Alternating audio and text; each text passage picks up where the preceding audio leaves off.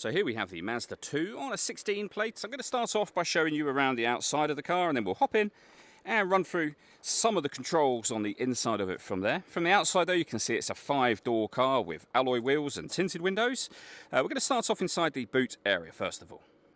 As we approach the back of the car, you can see we have reversing sensors, plenty of boot space along with that 60/40 split folding rear seat should you wish to increase this space even further. Okay, so we're just going to work our way back around to the front of the car. And then, as I mentioned, we'll hop in and run through just a few of the controls on the inside of it from there. Just briefly before we climb in, I think it's well worth seeing the interior from this exterior point of view. There's plenty to run through on the dashboard, so let's hop in and we'll do that right now. Okay, now that we're inside the car, we're going to start with the dials. Over on the left-hand side, first of all, we have the rev counter. The total miles for this car, which is 63,195, and it will show you what gear this car is in over there. It's an automatic, so as you can see, we're in park at the moment.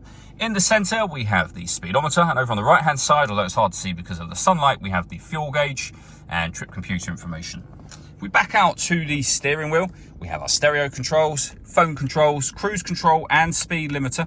Behind the steering wheel, the minus and plus pedals that you can change up and down a gear manually with this automatic gearbox should you wish to do that. Over in the centre we then have the main screen for the car, all controlled using this disc down here. You can go back to the main menu, you can access certain things directly from here. So you've just seen me push the nav button, which means that we've got the satellite navigation menu up there. We've got a full colour reversing camera as well.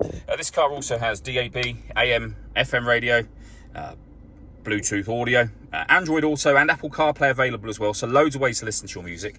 We then have the climate control, so you can adjust the fans yourself, you can adjust the temperature of course, and the direction you'd like the air to be distributed in, all from on here. The air conditioning is off, or back on again. We're currently recirculating the air that's in the car. That's a great way of heating it up or cooling it down quickly, depending on the temperature you set over here. Of course, you can turn that off whenever you wish to. If you want to, you can turn the dial to auto. Here and here, the car will now take full control of the fan speed, which you can hear it doing, and the direction of the air to maintain this temperature. You can override one or both whenever you wish to. We have a CD player, 2 USB inputs, auxiliary input, all for your music of course. We've got a 12-volt charging socket underneath that cap. The gear lever for the fully automatic gearbox. You can change the setting on the gearbox. You put it in sport and normal from there.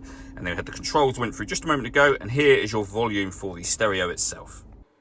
All that leaves me to say is thank you for taking the time to watch this video. If you'd like to come and see the car for yourself and have a test drive, please feel free to give us a call here at Surrey Specialist Cars. We'd love to hear from you soon.